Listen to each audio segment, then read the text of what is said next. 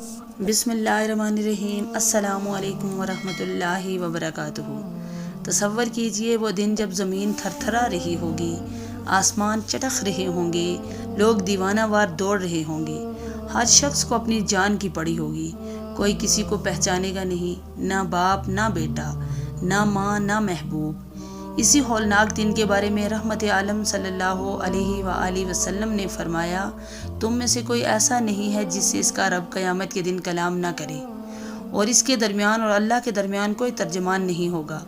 وہ بندہ اپنی دائیں طرف دیکھے گا تو اسے وہاں اپنے ہی اعمال نظر آئیں گے، پھر بائیں جانب دیکھے گا تو وہاں بھی اس کے اعمال کے سوا کچھ نہ ہوگا، اور جب وہ سامنے دیکھے گا تو صرف اور صرف جہنم اسے جھانکتی نظر آئے گی، دہکتی ہوئی، پکارتی ہوئی، جیسے کہہ رہی ہو آ میں تیرا انتظار کر رہی ہوں۔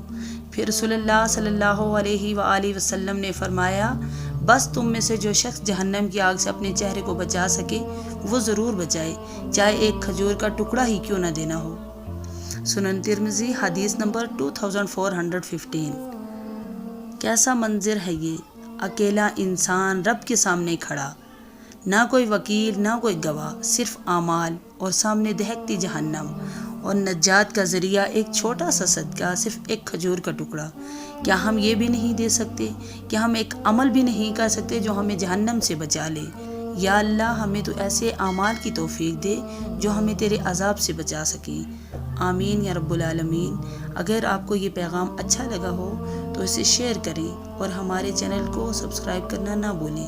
جزاکم اللہ خیر، والسلام علیکم ورحمۃ اللہ وبرکاتہ۔